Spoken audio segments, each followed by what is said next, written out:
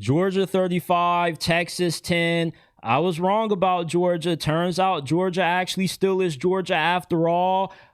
I was really down on Georgia defensively coming into this game. I thought Texas offense will be able to take advantage of a Georgia secondary that has been rocky at times, a pass rush that hasn't really been that consistent. Well, Georgia's defense put Texas in the blender. They held Arch Manning to 5.8 yards per pass. Texas only had 23 rushing yards, 1.4 yards per carry, and Georgia was able to do whatever they wanted to do on offense. And Gunnar Stockton, despite the interception that he had, he played a flawless game. And to add insult to injury, Kirby Smart went full maniac mode, calling the onside kick up 10 in the fourth quarter. And that moment just put the icing on top of the cake for what was an absolute ass whooping for Texas. Are we sure Georgia can't win it all? Because right now, if the SEC championship game was today, they will play Texas A&M. And I think Georgia would smoke them. I also would take them over Indiana, Oregon, no matter if it was a home game, a away game, a neutral site game. I think Oregon and Indiana would get smoked by Georgia too. Georgia right now is playing their best football. Kirby Smart is coaching at a level that I don't think he's ever coached at before. It's not like Georgia was viewed as a world beater entering this season. They had their fair share of critics, their fair share of doubters. Remember, there were folks questioning if Gunnar Stockton would be good enough for Georgia to even reach the playoffs. Hell, Georgia fans somewhat questioned how good Gunnar Stockton would be. And let's not get started on the amount of people who wanted Mike Bobo fired. They wanted this man's head on a silver platter. And all Georgia has done on offense all year long is put 30, 40 up against everybody that they played. And there's only one team that can slow down Georgia, and that's Kirby Smart's kryptonite, which is Alabama. Right now, Georgia is as good as any other team in the country, and I wouldn't be shocked to see them win a national championship. They don't have a lot of household names like they've had in years past. Guys like Jalen Walker, Jalen Carter, Keely Ringo. It's not a defense that when you look on the depth chart, when you look at the stats, there's a lot of big names that everybody in their household knows across America. But this is a Georgia defense that shows up in the biggest moments and in the biggest games. And that's all that really matters. And offensively, Gunnar Stockton has carried Georgia offensively. Their ground game wasn't that good last year. Gunnar Stockton has been a big reason for the improvement that we've seen out of Georgia's rushing attack this year. And he deserves to be mentioned in the Heisman conversation. He's been one of the most efficient quarterbacks in the nation. He has 28 total touchdowns and only 3 interceptions. And Gunnar Stockton is the best quarterback that Kirby Smart has had as Georgia's head coach.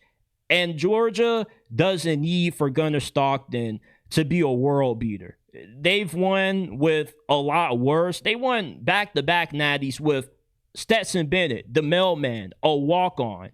So if Gunnar Stockton is going to play this way and you get the same defensive effort that you got in this game against Texas, who really can stop Georgia? Ohio State? Yeah, we saw what happened the last time Ohio State went against Georgia. Now, I'm not saying that game would be a wash. Georgia definitely would be able to get it right against Ohio State. It's a game that could go either way, but how can you bet against Kirby Smart? And that's why I took Georgia to win this game. But I expected for Texas to be competitive. I took them plus 7.5.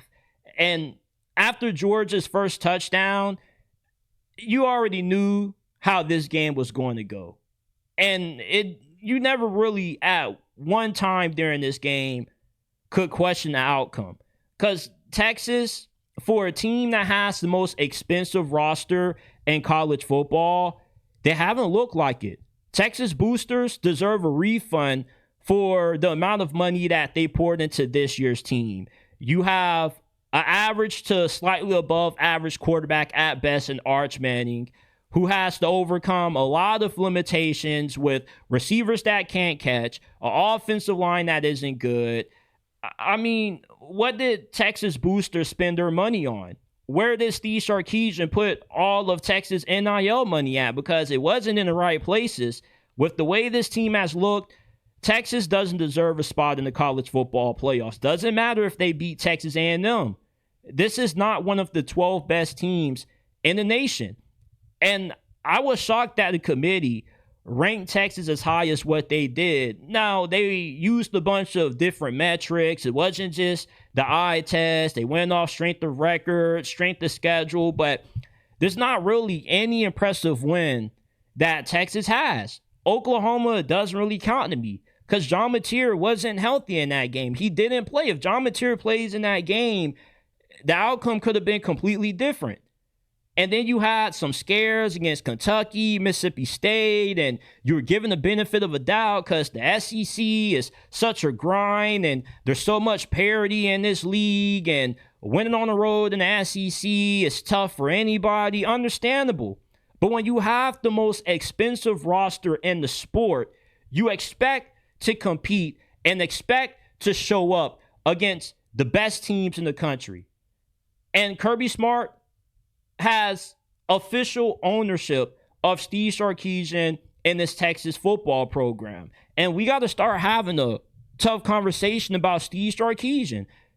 He's done a great job of rebuilding Texas football, making this a respectable program again. A program that should expect to be in the college football playoffs pretty much every single season.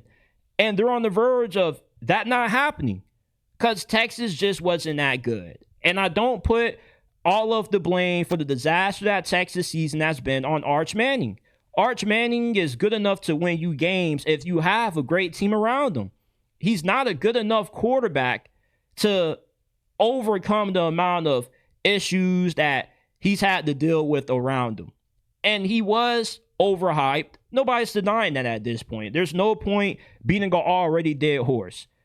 But when you have an average to slightly above average quarterback, you got to be able to help elevate him. And Texas did a poor job of helping elevate Arch Manning. They did a poor job of helping Arch Manning be in a position to succeed with receivers that just have butterfingers for hands, an offensive line that is a far cry from what we've seen this Texas offensive line look like these last couple of years. They have one of the best offensive lines in football for the past 2 years. They're supposed to have one of the best offensive line coaches in America, bringing in some of the best offensive line recruiting classes, and I haven't really seen any of that. And for the amount of money that was spent on this year's team, this is a catastrophic failure of a season.